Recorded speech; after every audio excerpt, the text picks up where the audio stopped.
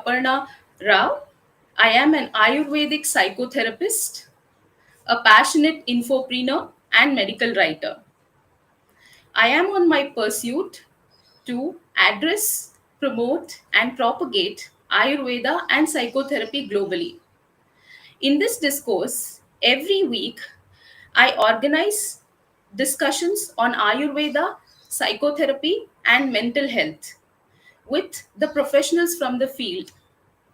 This week, too, we have a discussion, and this is a continuation on this afternoon. The discussion is a continuation on my Ayurveda awareness series, where we are talking on authentic Ayurveda and evidence based Ayurveda.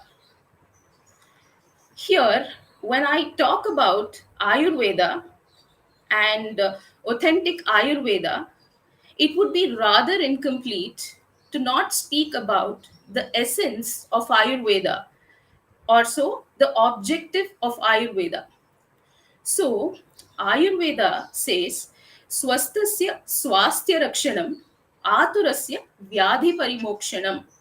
So, what Ayurveda means is to prevent and preserve the health of healthy, to protect and preserve the health of healthy individuals, and to treat the disease from its, and to wipe it out from its root cause. That is, we call it samprapti in Ayurveda. So that is pathogenesis, to wipe out the disease from its pathogenesis. So, Ayurveda does not only add years to the life, but also adds life to the years. That means Ayurveda believes in both qualitative and quantitative approach. So, here in the fascinating part about Ayurveda is Ayurveda is, it has its unique and customizable approach for every individual according to the prakriti, and for every disease for every individual. So one size fits all is never applicable to Ayurveda.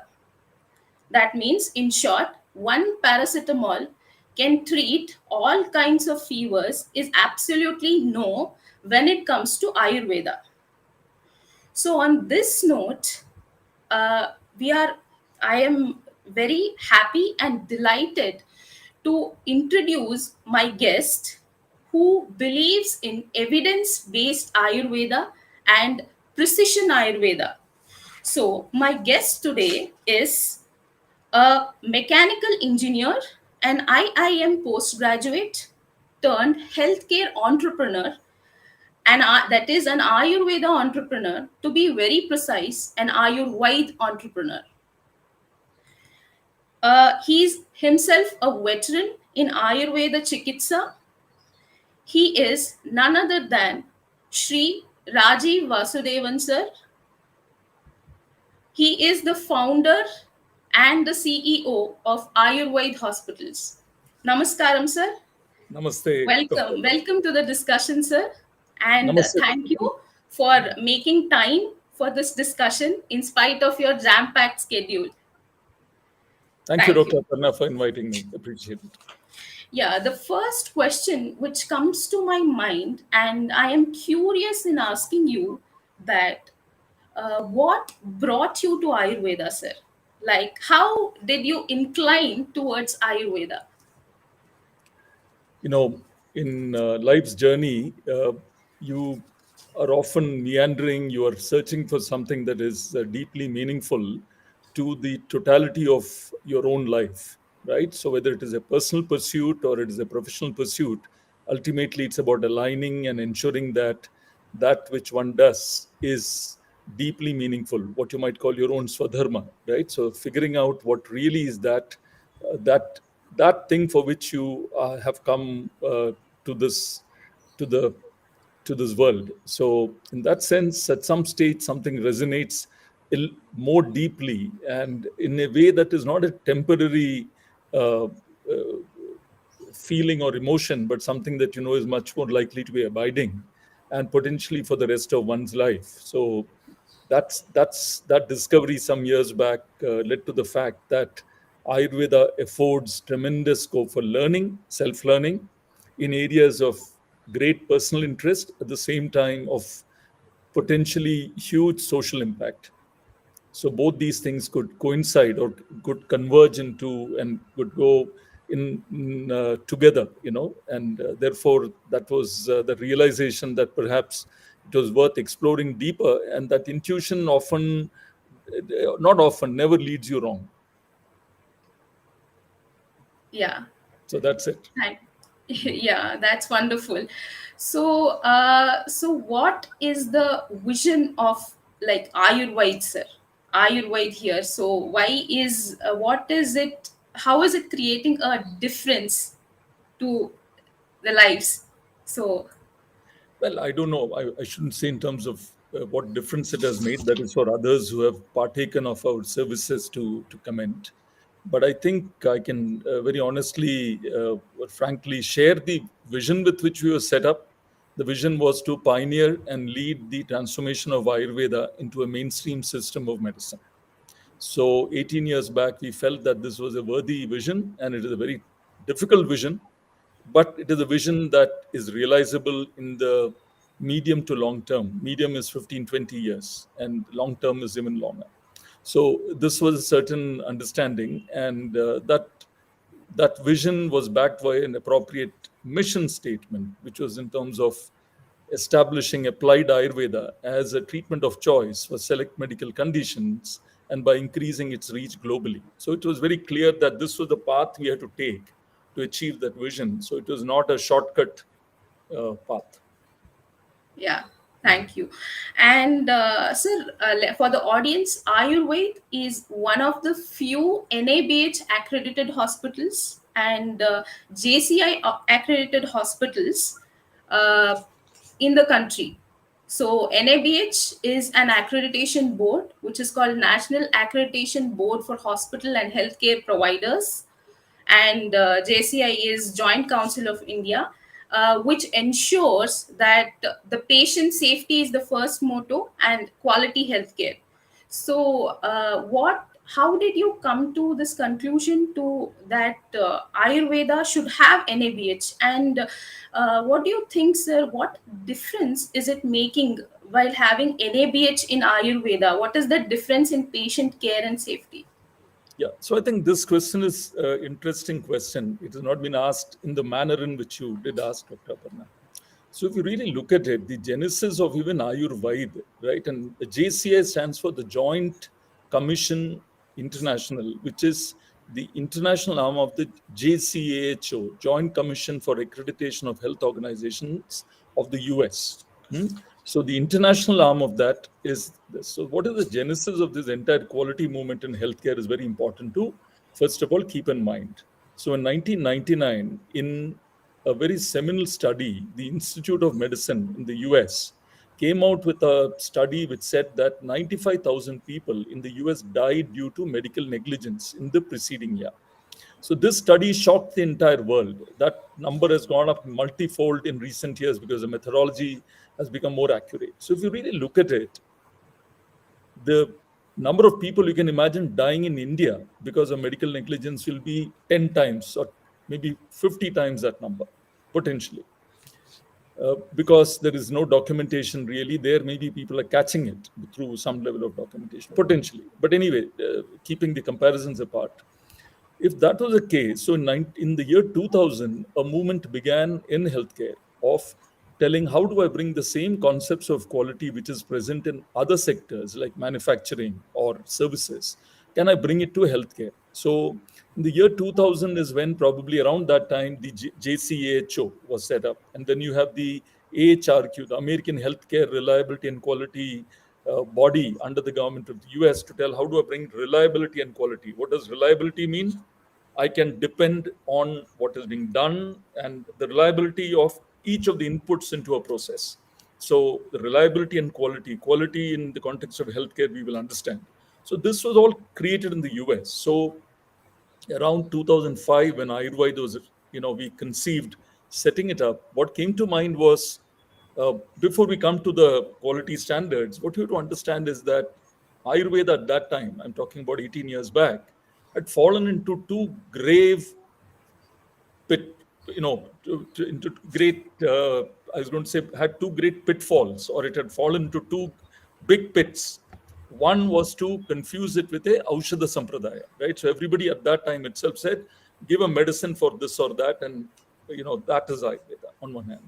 The other side, which was very predominant, is that as a service, you had without naming the companies, there were well-known companies which are launched uh, a chain of Ayurveda massage parlors. They called it as therapy centers, but they were actually more of casual massage centers. And then the tourism team department, Incredible India campaign, all of that positioned Ayurveda as a massage service. So in the process, what happened is, in people's mind, you had these two impressions. Number one, you had the products business, right? I take a kashayam or arishtam or some other medicine.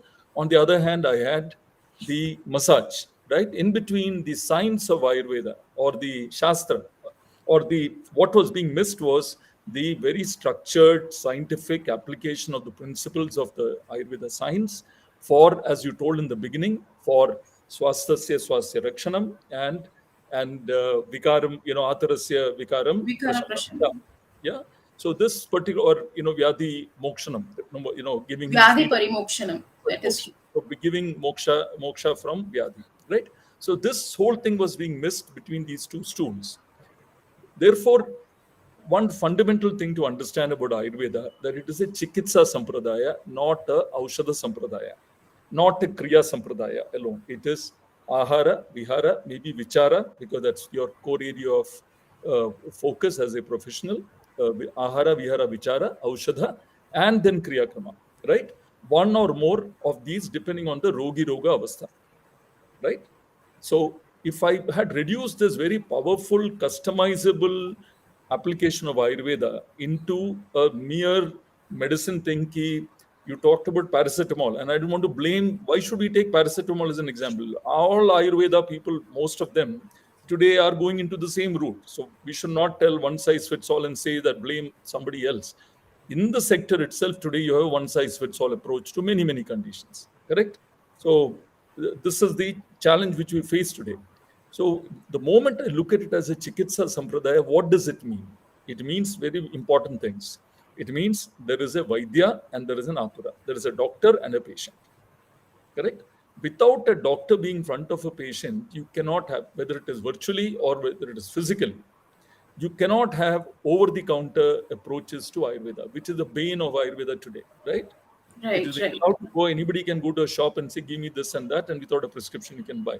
So if you really look at it, the fact that you have a situation that a Chikitsa Sampradaya, where a doctor and patient giving Ahara, Vihara, Vichara, Aushadha, Kriya, depending on Rogi Roga Avastha, right? That approach was completely lost. And to bring back Ayurveda, you have to think, the moment I think of Chikitsa, it has moved from being a product business to a services business, right?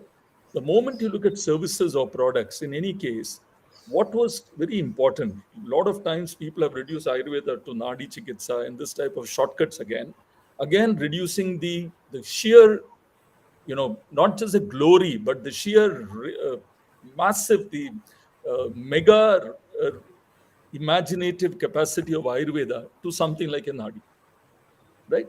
The tragic nature of this sector is that we ourselves go and try to kill our own science, right? Reductionist approaches. We blame allopathy. Why blame allopathy? We ourselves dilute our own science. So anyway, so if it is a Chikitsa Sampradaya, the question that comes is it a science?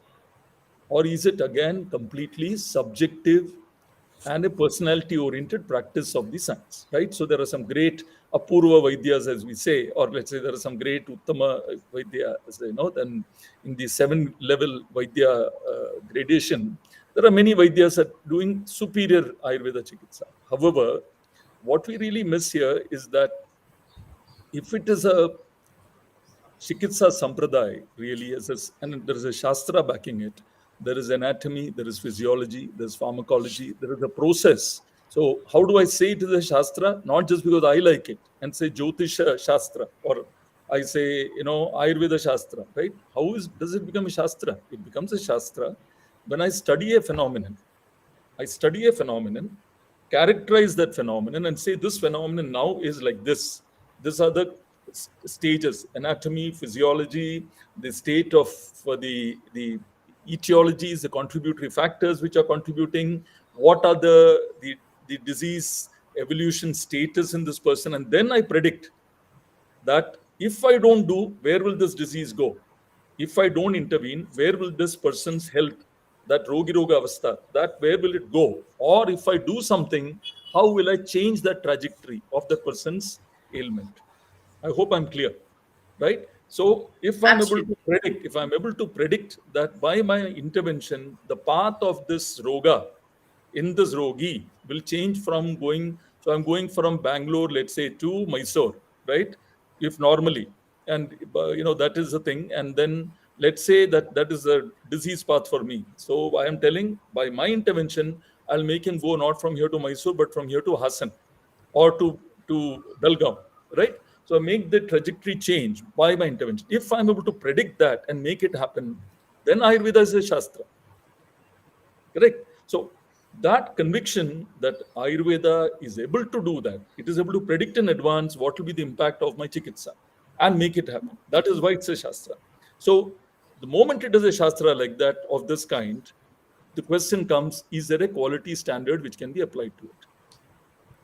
What is a quality standard? A quality standard defines, and particularly in healthcare, what does it do? It says, how do you, the entire provision of care, right? So even the JCI and the NABH, etc., typically, I would say most healthcare standards have 10 chapters. The first five talks about how do you provide care to a patient or the medical side, and the other five are about the management of the healthcare organization, so that there is a quality, and that's what leads us to this precision business, the quality of outcomes, all of that, right? So the quality systems driven healthcare means there is a sequence.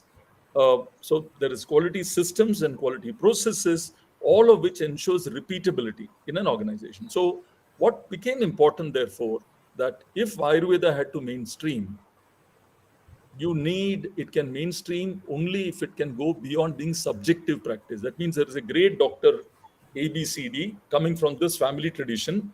Because of that, he's got some siddhi with which he is able to do Ayurveda.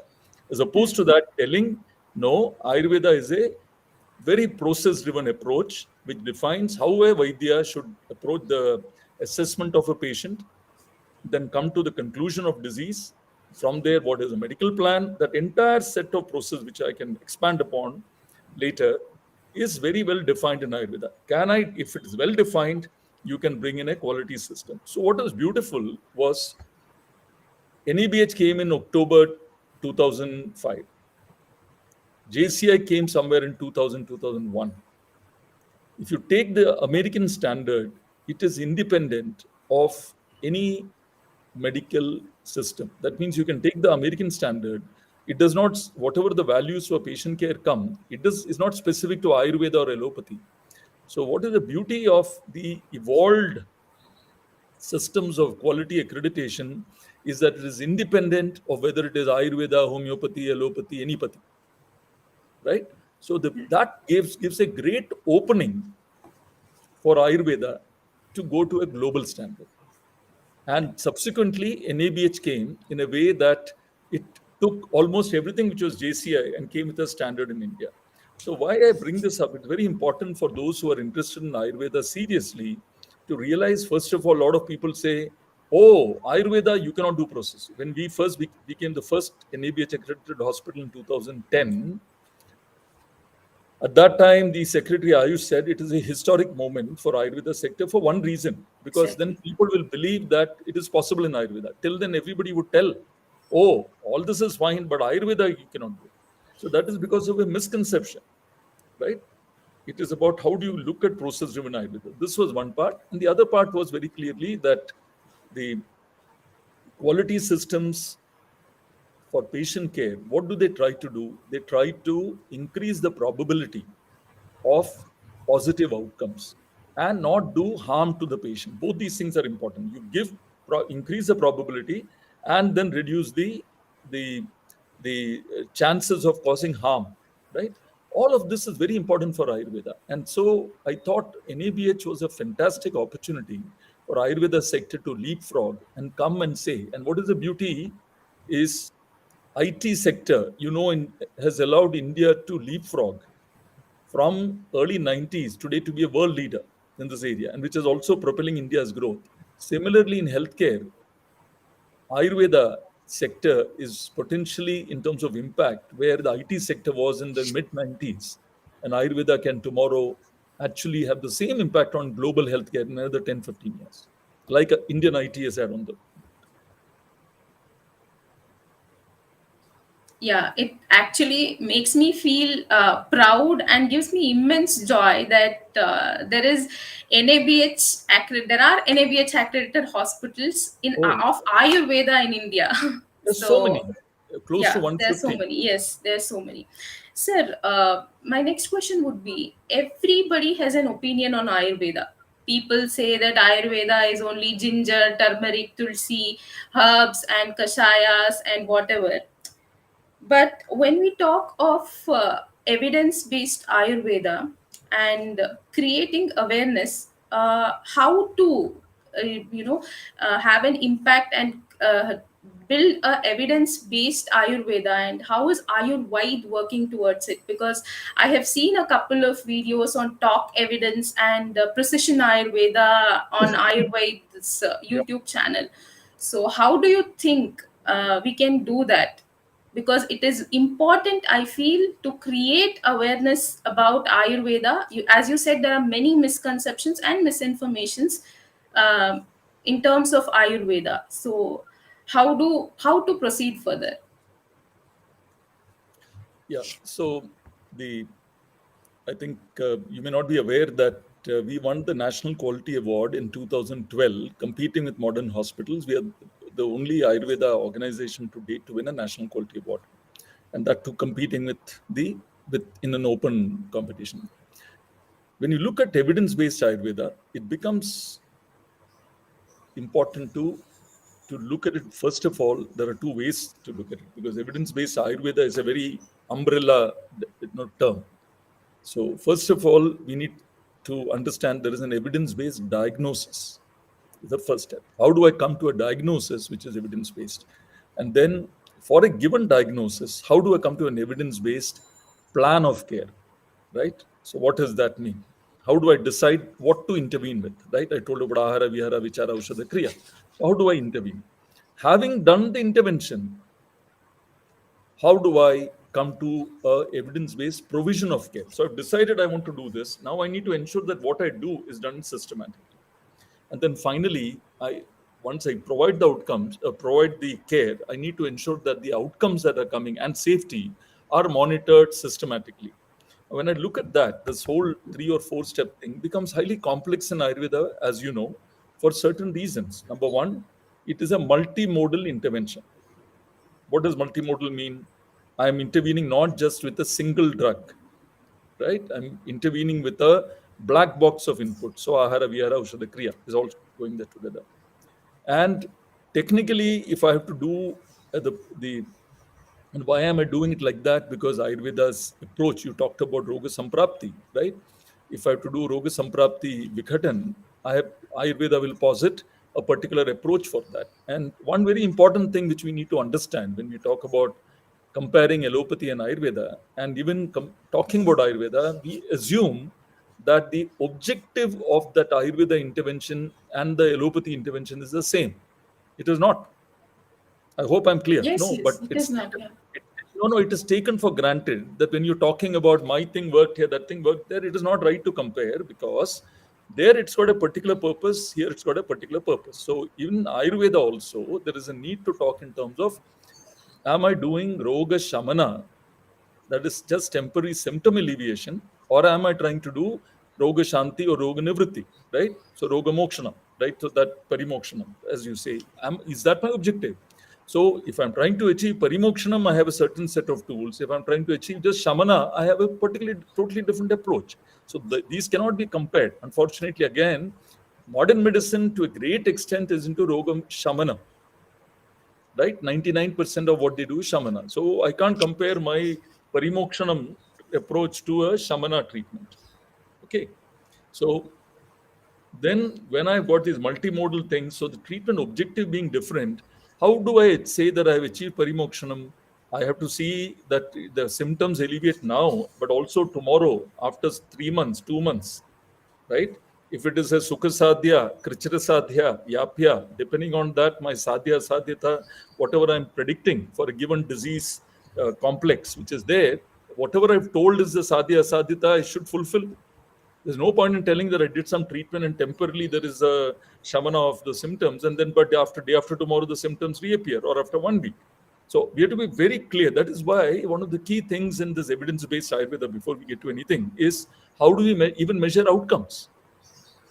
It is not use of technology. It is even the concept of telling I first of all need to define my goalpost. Only then I can go towards the goal. Clear?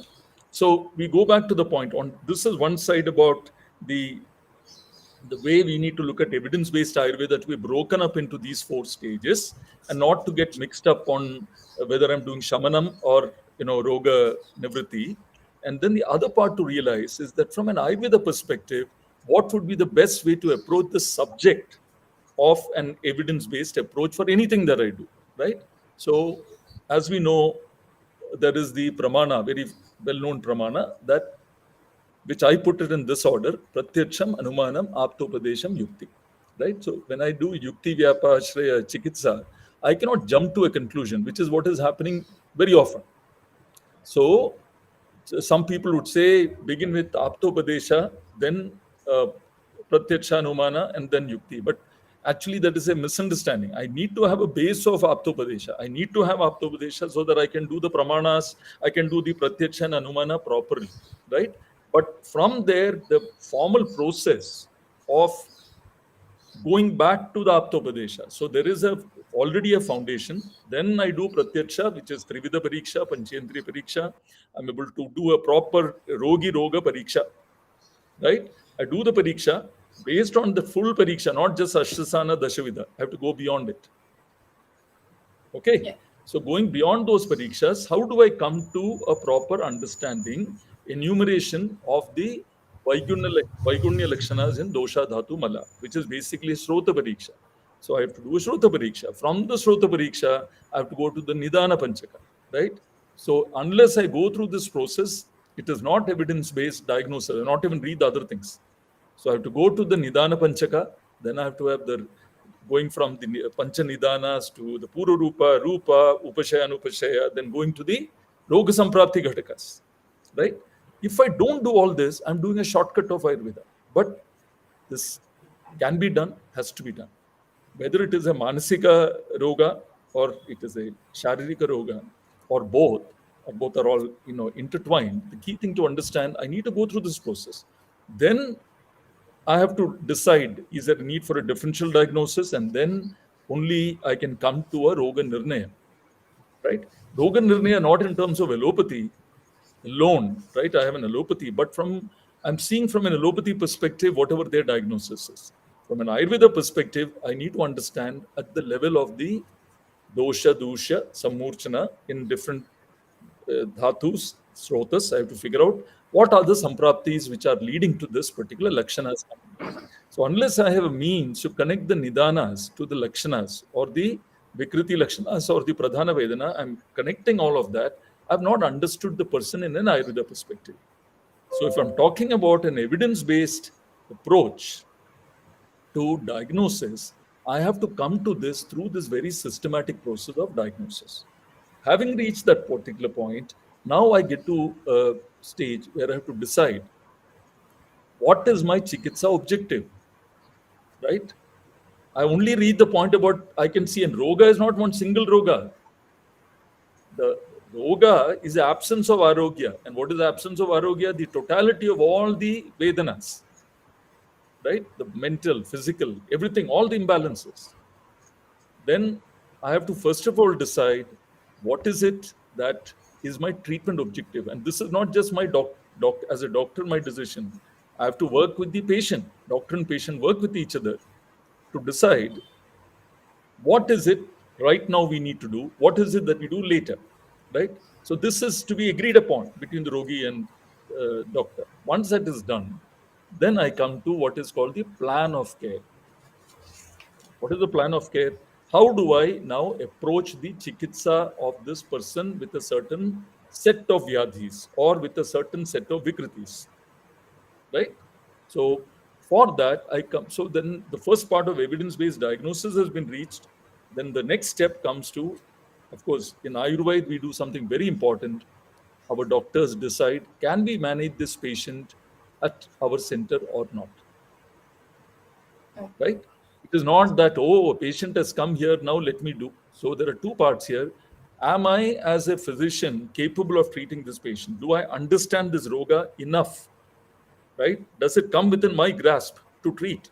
It's not that Ayurveda can do or not do. Can I do? Number one.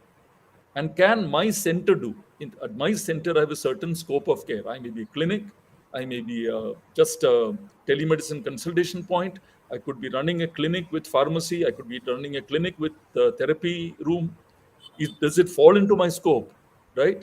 Or do I need to refer to another Ayurveda Vaidya? Or do I need to refer to another allopathy Vaidya? Do I need to do some type of risk mitigation by getting some more investigations? All of this I need to do very, very uh, systematically, right? So there is a question which has come, but I think we'll answer that separately. Dr. Anjana has asked a question. I think we'll come to Sattva Vajaya Chikitsa. We'll come to that. So if you look at this whole approach which is coming, I need to have a Chikitsa Siddhanta, which is how do I approach this Samprapti Vighatan, right?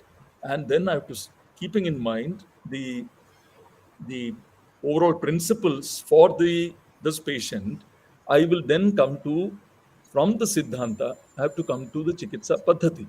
How do I come to the Paddhati? Right? These are typically what is happening. A patient has come, immediately I go to Paddhati and give him a medicine, right? Or I start advising.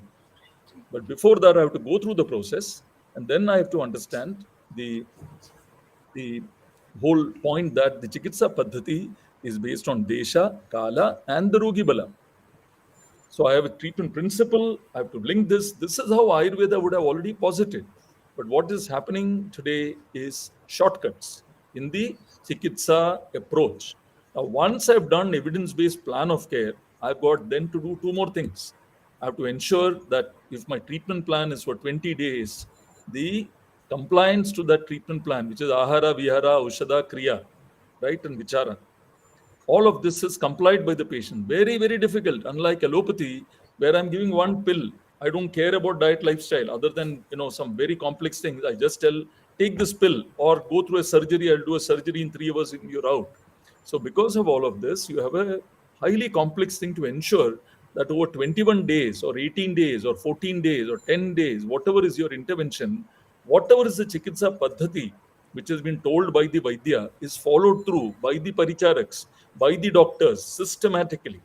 That's where, again, you need quality system. The beauty is that Ayurveda, unlike what most people say, is very, very amenable, is very ready to take all these quality processes, right? But we say, nahi, ye Ayurveda mein nahi hoga. Bilkul nahi. It will definitely, all of this is possible. So the moment you bring that in, and along the way, what is characteristic of any process-driven approach is that you have measurements at every stage of care, right? So when you provide the care, you need to have samyak lakshana to be measured. You need to track also the pradhana vedana. All of this you keep tracking so that if I cannot do good, I should not do harm. So this whole approach should be happening simultaneously, right? And then, so safety and efficacy. And if I am able to track outcomes, how do I track outcomes, right? Do I just say, patient is better? I have a 3-point scale, low, medium, high. Everything else say it was low before, it is high now. That is not evidence. So how comprehensive can I make the evidence? Are there biomarkers? Are there scales of outcomes? Are there patient-reported outcome scales? Like that, multiple dimensions to outcomes that can be measured.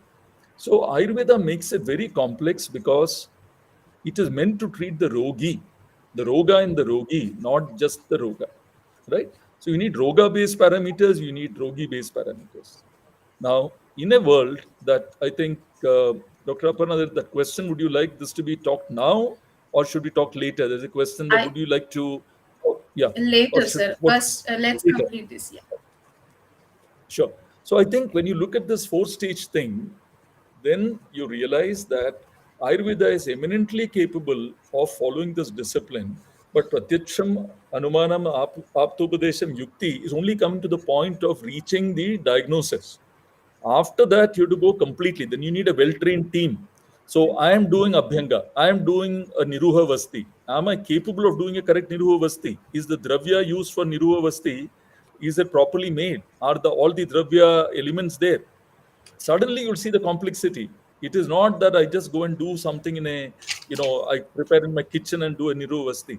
The great advantage of Ayurveda is that even with all these inexactitudes, right, things which are not exactly done, still the patients get very good outcomes, right? So that is a level of scope the human body is waiting. The moment Ayurveda approaches, the body is responding. So, but we can do such a better job of bringing in that precision, right, into every step, right? So it's very much possible to do this. And what you'll be quite surprised is that the documentation that is possible in Ayurveda, every case, each person is unique, is so immensely possible to bring in, right? It's not that it is difficult to do in Ayurveda. You can do it very much. And that is what is going to be the main contribution of Ayurveda to the world, that you can come with uniquely personalized medicine, which is the principles can be applied in any part of the world, whether I'm in India or the US or in Afghanistan. I can apply the principles in any part of the world and Right. still it will work. Sir, this is a follow-up question with this. When you have beautifully explained how to bring the evidence-based Ayurveda, but how to spread it, like how to create awareness from this evidence-based Ayurveda, because you are bringing, because people are doing great work in Ayurveda, but it is not reaching people. People are not getting to know. So, how do you think, in your opinion, we can improve this? I think to a great measure, think people are getting to know more and more. So it's a process. I think we have to keep doing it. But I think what is also being getting known more is that there is a chavanprash or there is a giloy or there is some aloe vera juice, or this is what is being known a lot more than the fact that it's a science it can be done.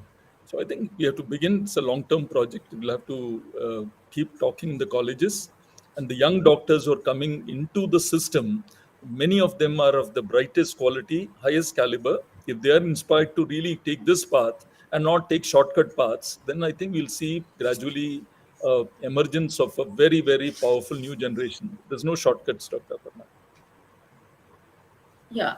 What does actually the talk evidence do? And matlab, what does it do on, Yeah. what is its So I role? think you're talking about the series that we Yes, run on yes, Ayurveda. talk evidence Yeah. series. See, I think one very important thing to understand, I mean, I've used it in one comment on LinkedIn, the main thing is Swadhyay, right? The self learning or practice and abhyasa and then learning and then reinforcing.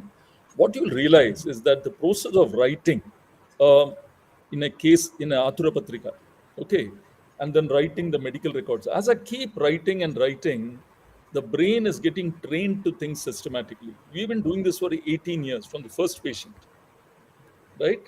Very detailed documentation. So what happens is, whether it is our Vaidyas or it is the Paricharaks, each one has got a different set of documents to fill up.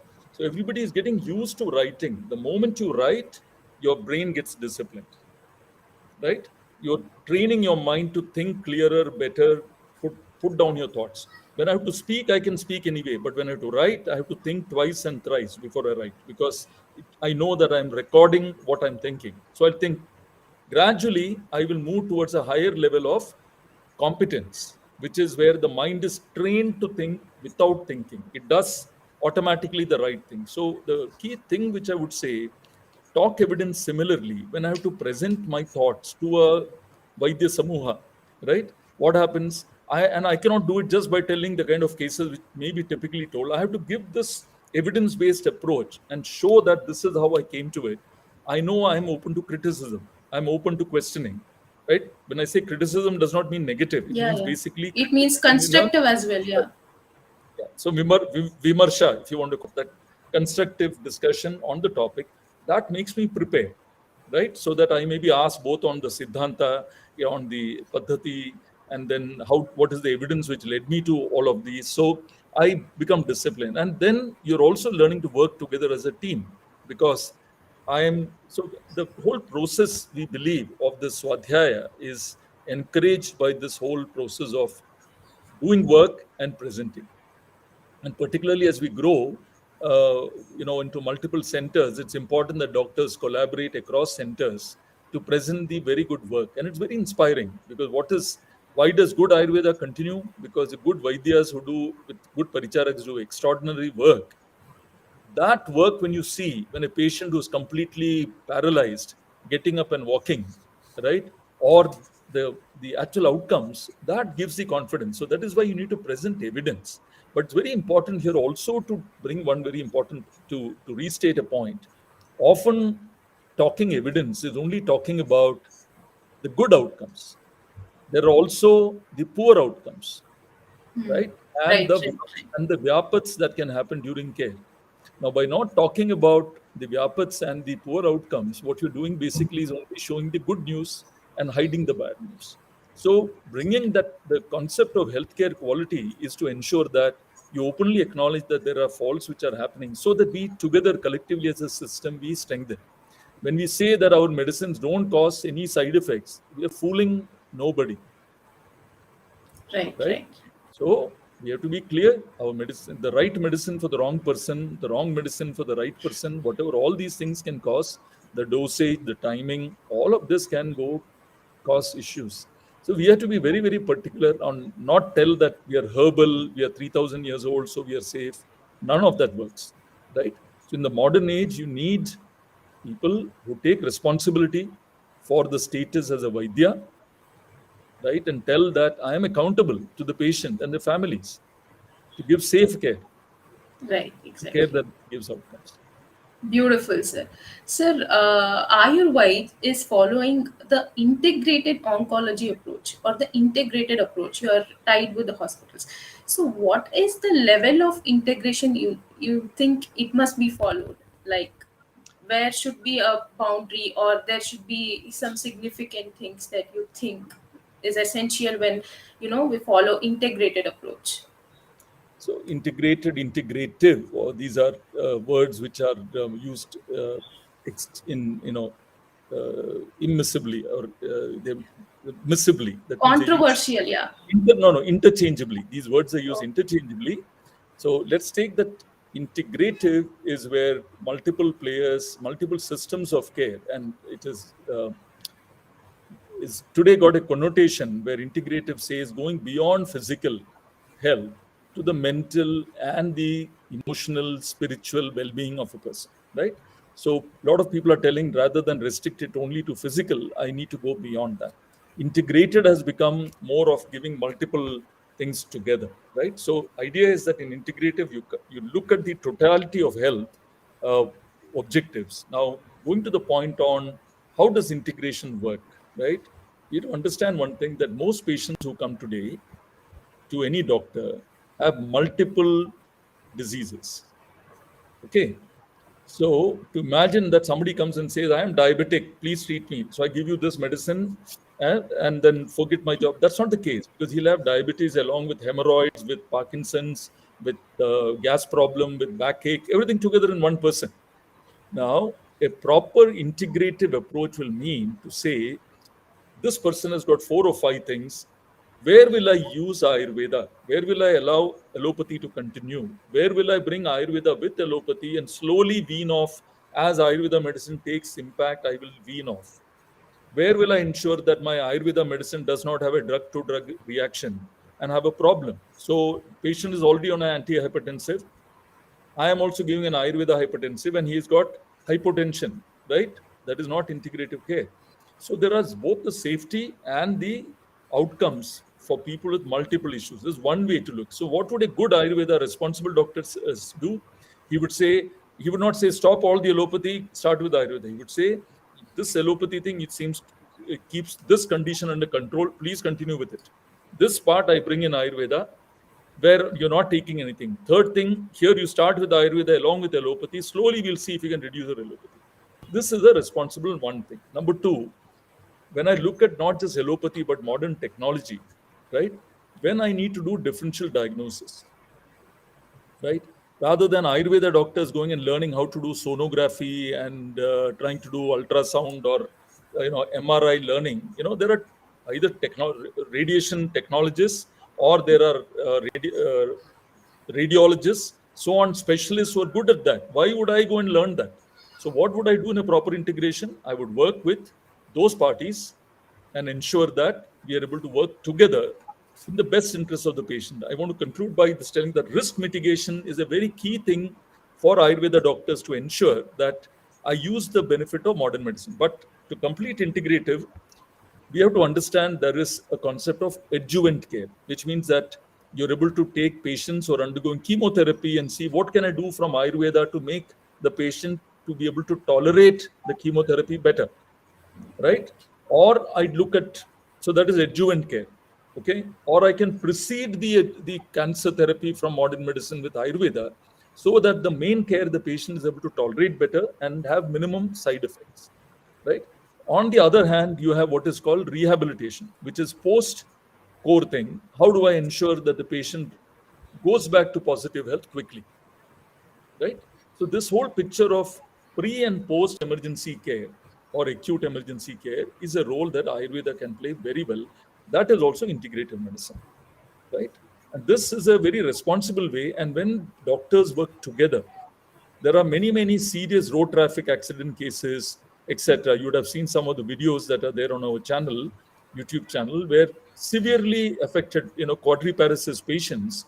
We have in some of our centers like Aster CMI, where we have Dr. Rakesh Nair, Dr. Shweta Suvarna, Dr. Kaveri Kuttappa, and the team, right? How they are working with the neurosurgery team, the physiatry team, etc., to rehabilitate patients who are very acutely impacted. Or go to Sri Shankara Cancer Care, where Dr. Jankana, Dr. Swati Bhatt, Dr. Vimarsha are working with the oncologists there in proper adjuvant and rehabilitative care. So these type of things is the future of Ayurveda, but it cannot happen with the loose, claims by Ayurveda. It has to happen systematically, very thorough homework being done, because we have to earn the respect of our counterparts. There are many people who are close to Ayurveda, but there are many who are open and are willing to listen, provided we are able to speak with authority. So integrative So, medicine is the system of the future, is what I would like to call. do you also think Ayurveda doctors should also know about other systems of medicine in order to tackle the side effects, or like that also an integrated approach, like, because that The also way comes it as a is, question. Yeah. see, I need to know how to read, a CAT scan report or the blood reports. I need to look at investigations and understand. I also need to be able to look at the latest papers published in modern medicine, which are telling or over a period of time. So, how do I correlate? That's a good question. How do I correlate modern medicine findings? And they have large clinical, studies happening, which are telling in a very focused area, telling correlations they are finding, right? So between different diseases, and today they are also realizing that the approach they have taken for the last 30 years, 40 years is not working. So we need to understand that. But to go to the question that an Ayurveda doctor should learn allopathy, I am strongly against it. I feel, first of all, Ayurveda doctors should know their science thoroughly. That's the key basic thing. Along with that, I should know enough to engage with the modern medicine partners. And then I will learn. As I get into practice, I learn working with them, and you have to do. So without laying the foundation properly, I'll give you an example. When you learn a language, right, they normally say the child should be spoken to only in the mother tongue or the primary language. Once the mother tongue is very solid, that child will learn any language very fast, right? So similarly, we need to learn our mother system, which is Ayurveda, properly, and then go to other systems. Yeah. Sir, for me personally, it is disappointing to see Ayurveda being treated as just as alternative system of medicine or just the traditional system of medicine. When do you think will Ayurveda emerge as a mainstream medicine? I I think think in is it possible even? very much. It's definitely possible. For example, there is you'll be happy to note that there is a Arogya scheme of the Karnataka government, right, which covers about uh, 500,000 government employees and their families. Okay, 6 lakh people are covered under that. Okay. Recently, they have moved to bring Ayurveda coverage after so many years under that. Similarly, tomorrow, if an Ayushman Bharat scheme, right, Pradhan Mantri Ayushman Bharat Yojana, if that covers Ayurveda, suddenly it will open up and all the doctors will get gainful employment. Only point is, are they ready? So the question should not be when that will happen. If the Ayurveda doctors are ready, the market will open up. Mainstreaming will happen. The challenge But today, we have to get the opportunities as well. As far as we treat Ayurveda as alternative system of medicine, it will always remain as alternate system. but Yeah. who is treating as alternative, right? Are you? Am I treating as alternative? What does that mean? The way I approach is like, I am a poor fellow. I am like, like some poor country. I need help. The doctors who have all succeeded are doctors who are extremely confident in their own science and the practice. So rather than look for freebies, etc., if all doctors start practicing the authoritative, proper science, that alternative tags all will fall, right? So the everywhere there's enemy is not outside, enemy is only within. And are there any plans of Ayurveda centers going global anytime soon? I hope so, but it's a complex subject because of the regulatory environment for Ayurveda to be practiced in different countries. But there are some opportunities. There will be some countries where it will be possible, and part of the mainstreaming will also entail, for example, in Mauritius, they're permitting it. There could be some SAARC countries where it can be brought in. There are other the Caribbean countries where Ayurveda may be practiced, or South American countries. So there is a possibility of that happening sooner than later, and I'm hopeful in the next 5 years you'll have a lot of Ayurveda hospitals. Not lot, but significant number. You'll be, I don't know if you're aware, but in Germany, for example, in a place called Hattingen, there is a good integrative medicine neurology center, where Okay. they do proper, pure Ayurveda along with neurology. So places are opening up. Definitely, you can see a lot more happening.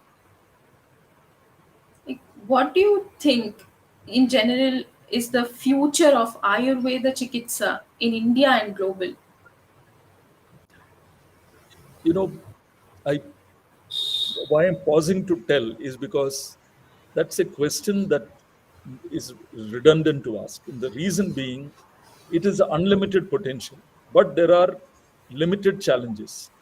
Okay. So what I'm telling that it's got such huge potential as a healthcare system, beginning with what you told, that swasthasya swasthya rakshanam for that part, then to look at the disease reversal, both these things coming together for the global market, right? Huge potential. And of course, the while we have talked about it, we left the Sattva Vajaya Chikitsa to the end, but looking at the body mind complex and telling many of the diseases where the mind is fully involved in the disease pathogenesis, right? So, which is increasingly prevalent today.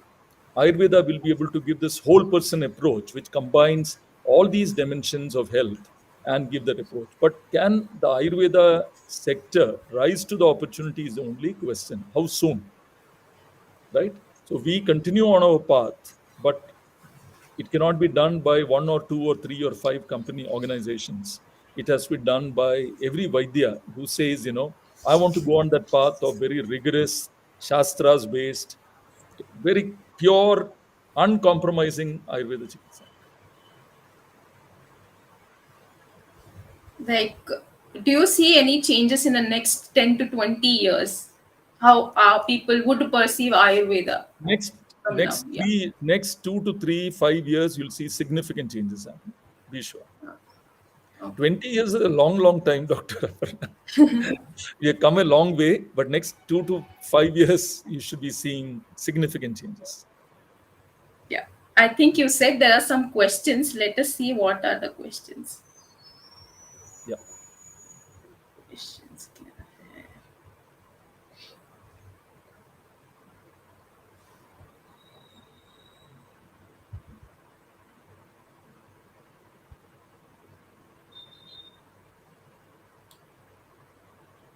Would you like to know how to position Sattva-Vajaya modality, whether to be considered separately or shall it be integrated in the Samprapti approach? So Manas should also, she's asking, Manas should also be taken into the consideration or not while treating.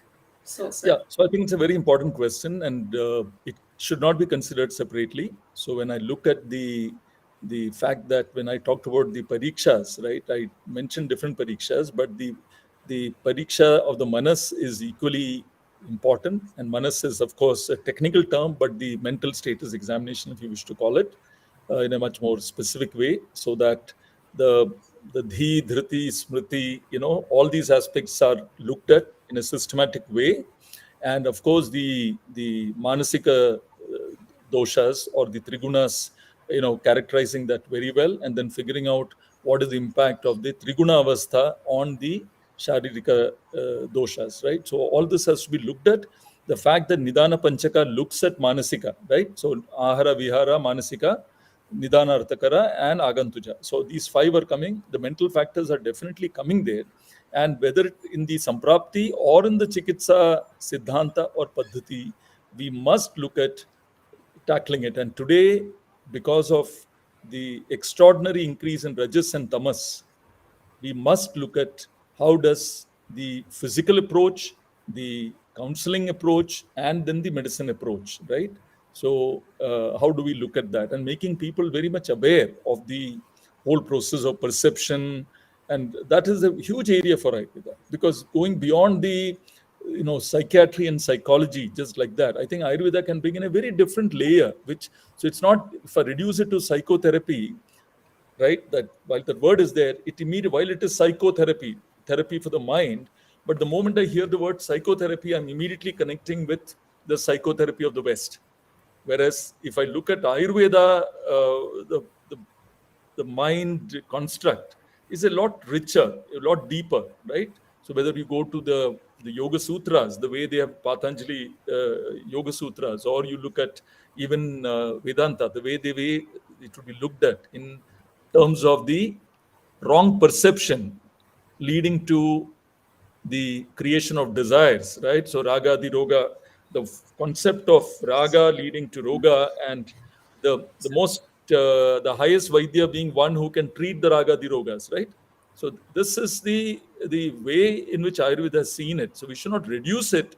In fact, to that question by Dr. Anjana Warrier, I would say we must bring it in. But the challenge is for an Ayurveda doctor to really internalize all of this, to bring the totality of this, the tridoshas, the trigunas, everything together into one integrated paradigm is not easy.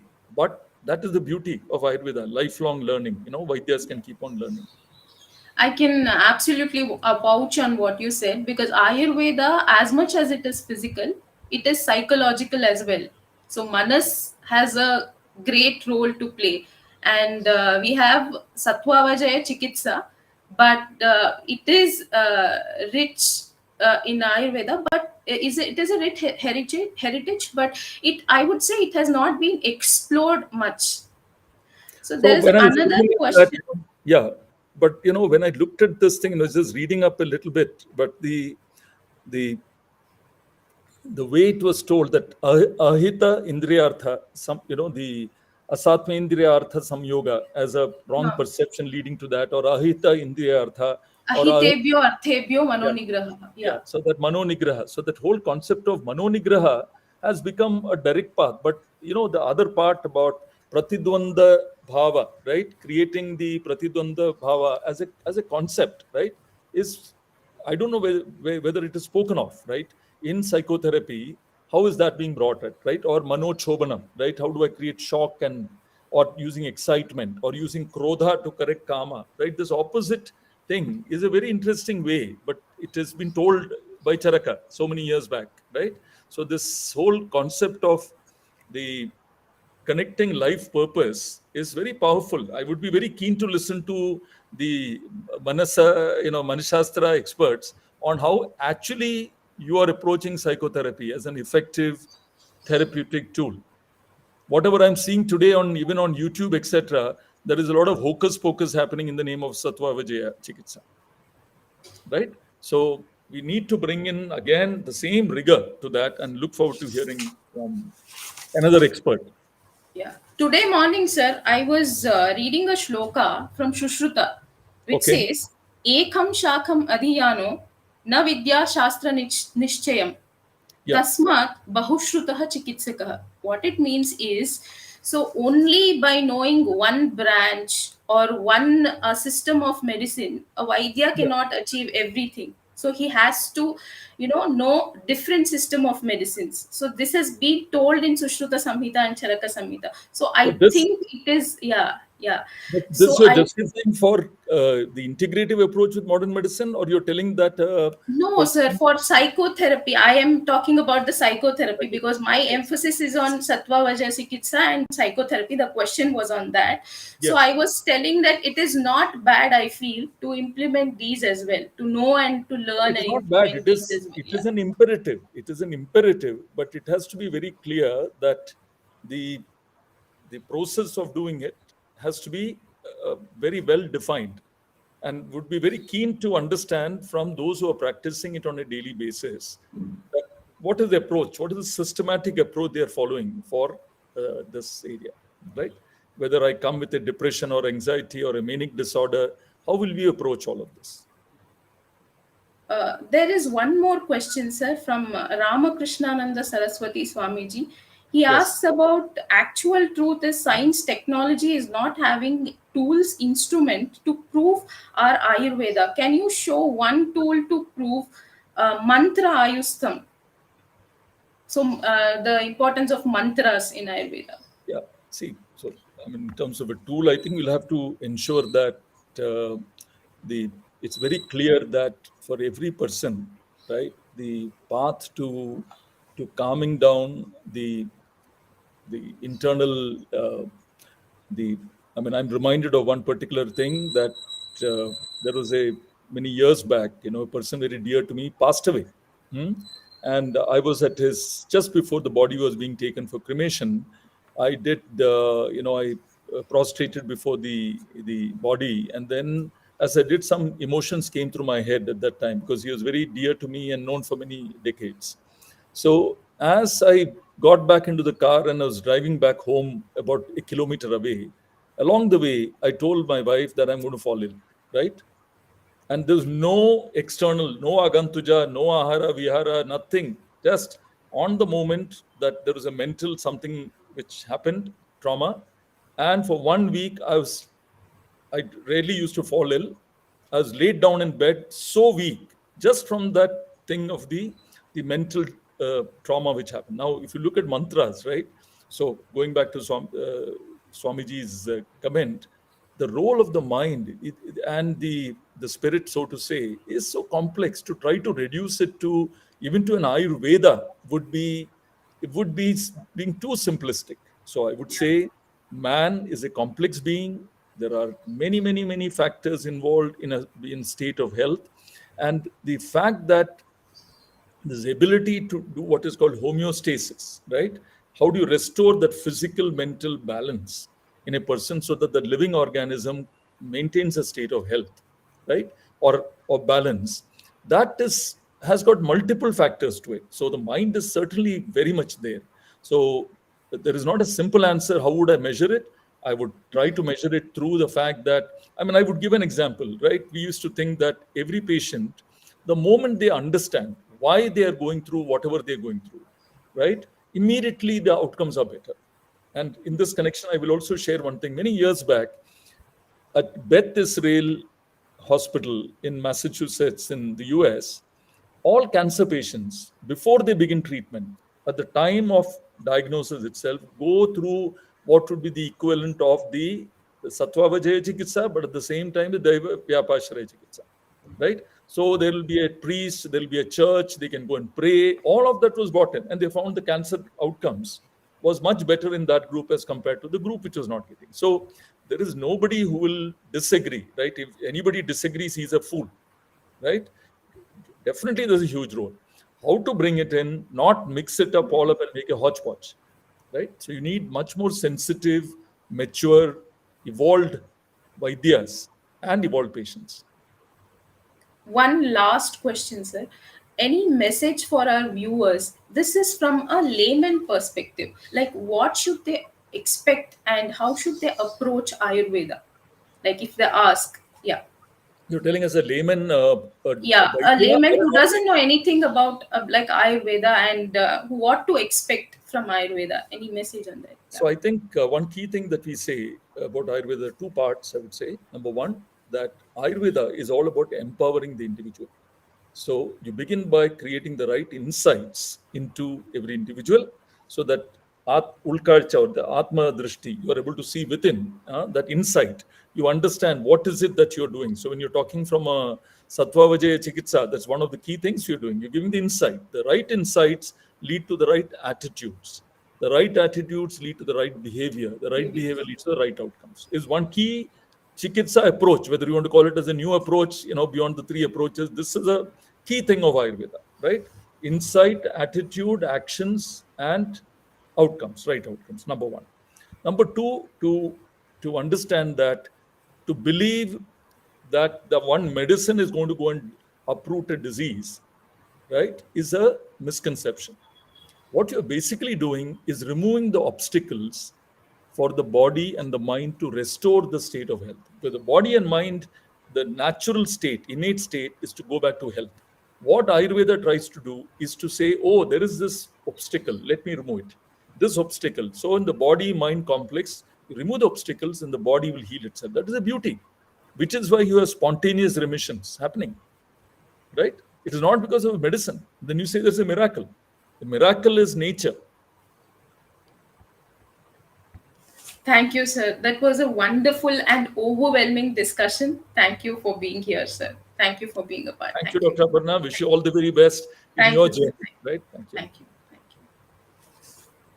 you. And thank you for staying tuned for all our viewers. Thank you. Thank you all.